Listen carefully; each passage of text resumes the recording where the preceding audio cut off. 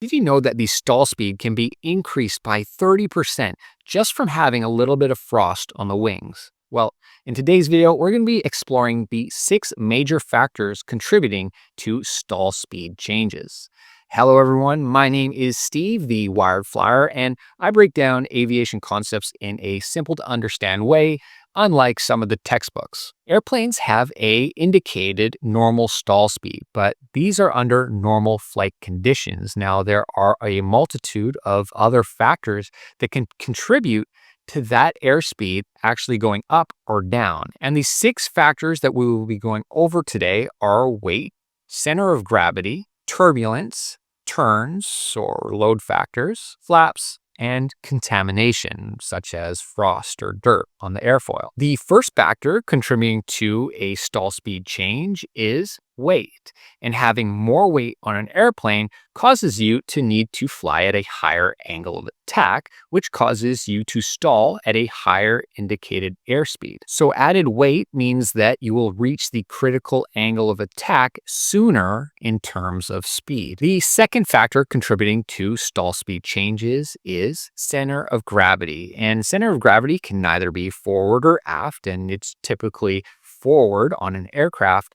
But if it's too far forward, then you're going to have a ton of down pressure on the tail to help bring that nose up. So all that downward pressure from the elevator to keep the nose up is going to cause the wings to work overtime because it's producing lift for the weight of the aircraft plus the extra downward pressure on the tail to keep the nose up. So since the wings have to produce more lift, they do that by increasing the angle of attack. And when you increase the angle of attack, your stall speed increases as well. And when the center of gravity is too far aft or towards the tail, then the stall speed actually lowers. But there's a big trade-off. It reduces the stability of the aircraft and makes it much harder to recover from a stall, which is not what you want on an airplane. The third factor contributing to stall speed changes is gusts or turbulence. So if you're flying nice and level, you can imagine the relative airflow is coming on pretty much head on. But if you get an upward gust, then it changes the angle of attack very quickly and it increases the angle of attack. And if you're flying too slow, your angle of attack is already increased a bit.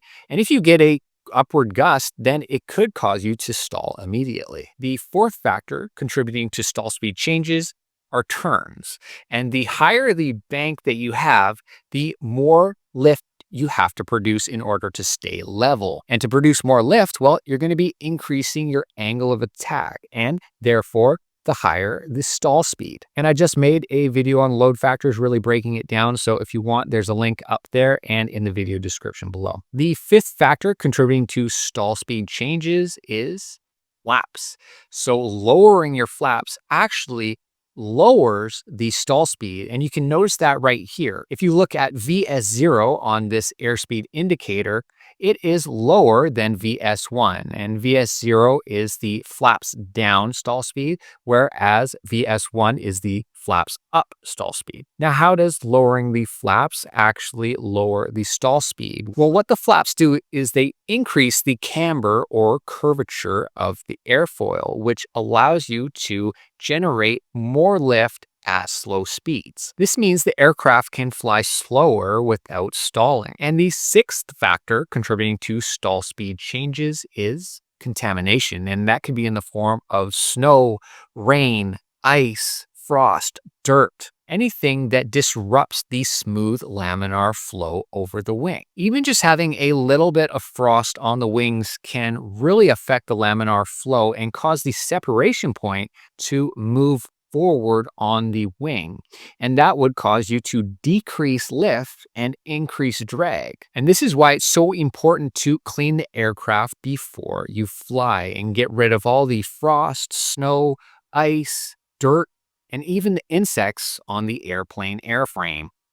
So there you guys have it. Stall speeds are dynamic. And that's why it's so important for the pilot to know the weight, the center of gravity, their maneuvers, and also the weather. So thank you guys so much for watching this video. This was Steve, the Wired Flyer. Please subscribe to the channel and join me on my journey from wires to wings, going from an electrician to a pilot at 30 years old. Feel free to leave a comment letting me know what videos you would like to see next. Until next time, keep learning, stay motivated, and chase your dreams.